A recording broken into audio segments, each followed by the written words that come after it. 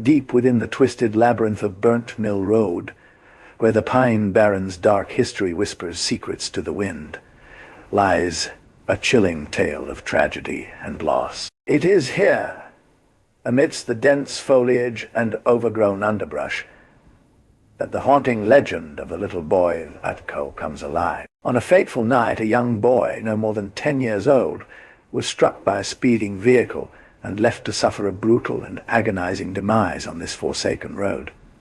The driver, fueled by intoxication and haste, fled the scene, leaving behind a trail of blood and shattered dreams. As the child's final breaths were silenced, his spirit became trapped between worlds, searching for justice and confrontation with the soul responsible for his untimely death. The locals speak of strange occurrences: abandoned cars parked along the side of the road, their tires scarred and flat, windows shattered on buildings nearby, and an unearthly chill that seeps into the bones of those who dare to linger too long. Many brave or foolhardy souls have attempted to investigate this haunting firsthand, but few have returned to tell the tale. As night falls, the air is filled with an otherworldly presence, a palpable force that makes even the most hardened traveler quiver with unease. It is here, in this forsaken corner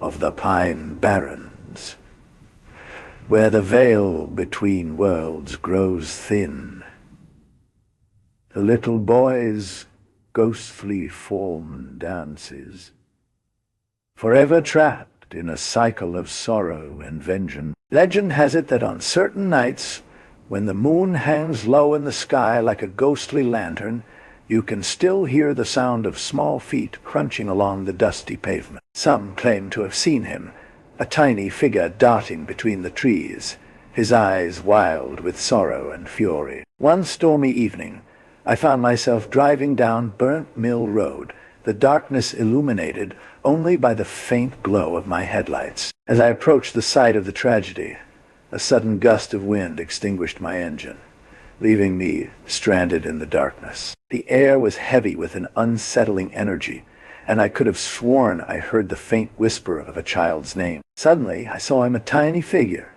no more than 10 years old, standing beside his abandoned car, staring up at the sky with eyes that seemed to hold a world of sorrow. For an instant, our gazes locked, and I felt an icy chill run down my spine.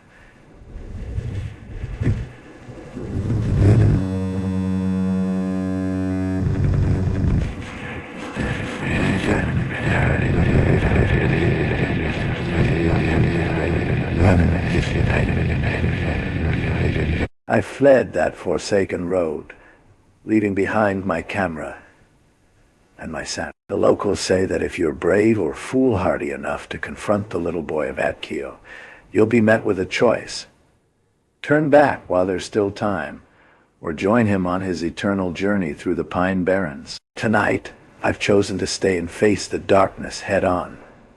The storm rages around me, but I feel no fear, only an unsettling sense of being watched. And then I see him again, standing beside his car, staring up at the sky with eyes that seem to hold a world of sorrow. The wind howls, the trees creak, and I know that I've become part of this haunting legend, forever trapped in a cycle of sorrow and vengeance, alongside the little boy of Kehoe. The last thing I hear is his whispered name, echoing through eternity. Find me.